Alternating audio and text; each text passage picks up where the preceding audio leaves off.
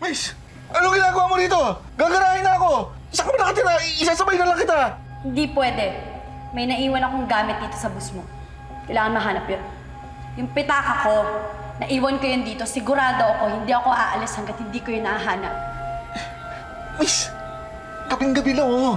Gusto mo bukas ng umaga hanapin ko yung pitaka mo. Tapos kukontakin kita, susuli ko sa'yo, promise. Gusto ko, hanapin mo na ngayon. Kailangan ko na! Ang kulit?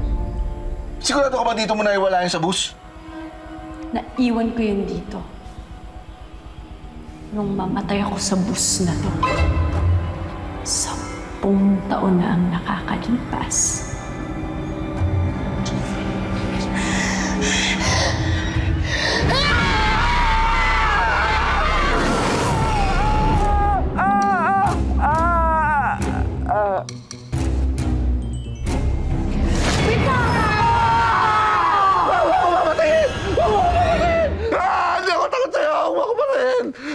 Ang OA mo naman, hindi kita papatayin. Hindi nga kita mahawakan, oh. Multo nga ako, di ba? Hindi ka ba nanonood ng horror? Umalis ka na! Umalis ka! Umalis ka! Ayoko sa'yo na dito! Umalis ka!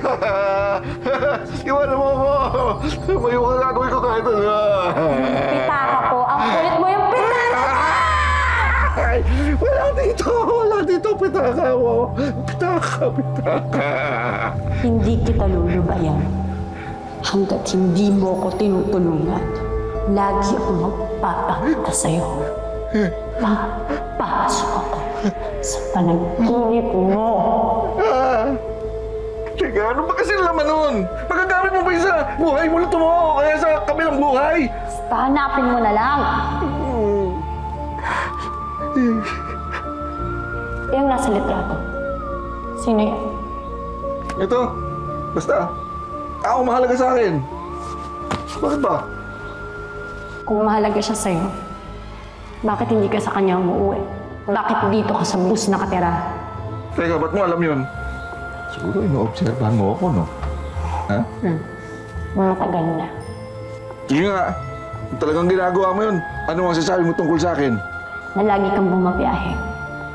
Pero wala kang direksyon. Wala ka rin pinanggalingan. At kahit kailan, hindi ka tumitigil. Hindi ka umihinto at nagpapahinga. Wala ka rin pinaglalagakan. Bakit ka ganun?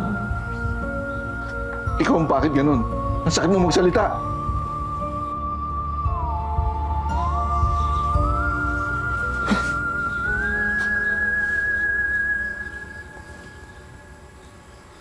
Ah.